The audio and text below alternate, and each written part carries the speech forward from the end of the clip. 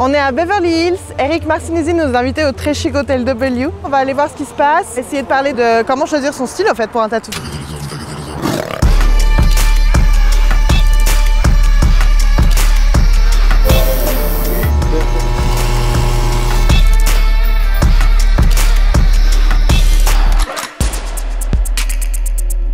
Hi, how are you?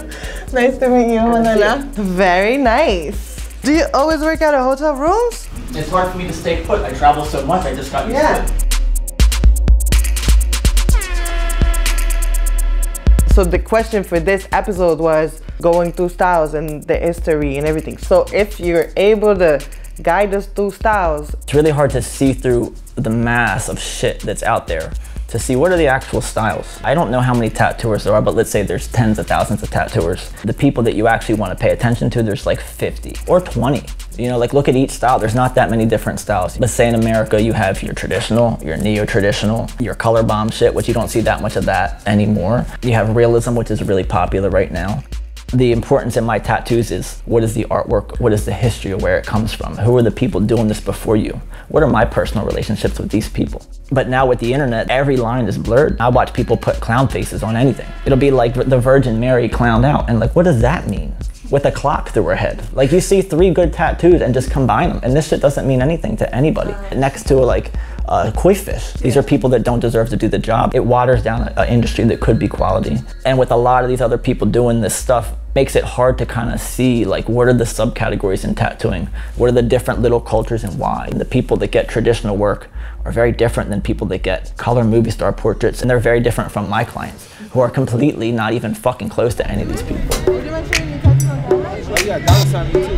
Ça c'est genre des vieilles flashy des années 2000. C'est incroyable, j'ai envie de tout avoir.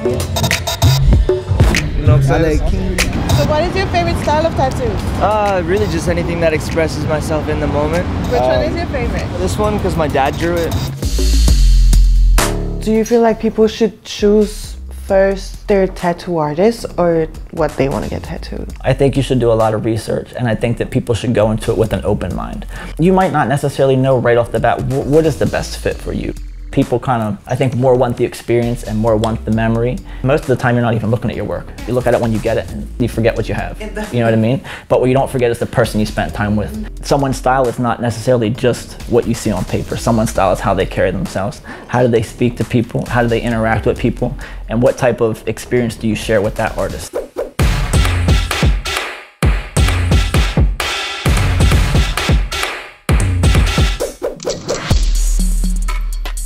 I ask people when they come to get tattooed and they don't know what they want, I said, well, how do you want people to feel about you when they look at you? Do you want them to approach you? Do you want them to talk to you? Do you want them not to talk to you? And you can do all these things tattooing someone. You put a little tattoo on someone's face who might be a very sweet, nice guy, and all of a sudden he has a little bit of edge to him. You didn't change him, you know what I mean? He had that in his personality anyway, but he didn't know how to say that to people.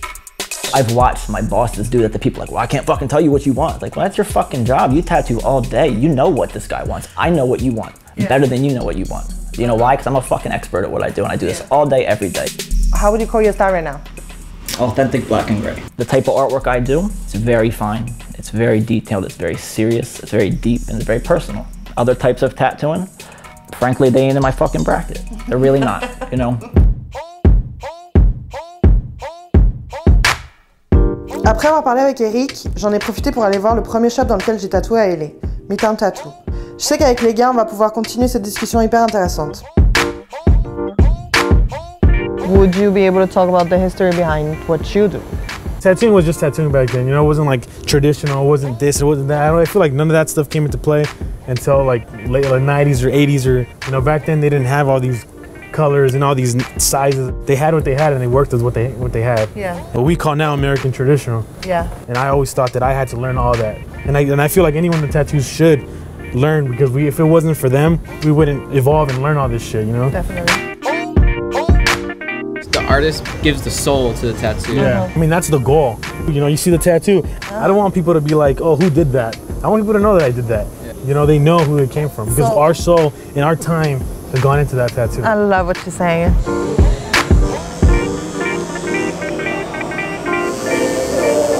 Mario milieu ici, il fait du fine line, black and grey. En fait, c'est un style qui vient des prisons. C'est pour ça qu'on l'appelle ça fine line, parce qu'il faisait des tattoos qu'avec une aiguille ou avec... Would you say they were doing tattoos with like guitar string and shit like that? Guitar string, they sharpen a paper clip, sharpen it really sharp. Paper clip. Ça, c'est des pin-ups traditionnels. Et ça c'est des meufs fine line. Donc c'est un style méga différent. Ça, c'est fait avec des lignes hyper fines.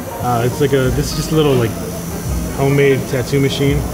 Use the toothbrush, which is a fucking regular ass motor, a button, and then I just made this. I made the box and the fucking drawing and all that shit. Ok. Alors ça, il a mis une petite pile là, et du coup ça marche tout seul. Et du coup, il n'y a pas besoin de courant, tu peux faire ça n'importe où dans le train, quoi.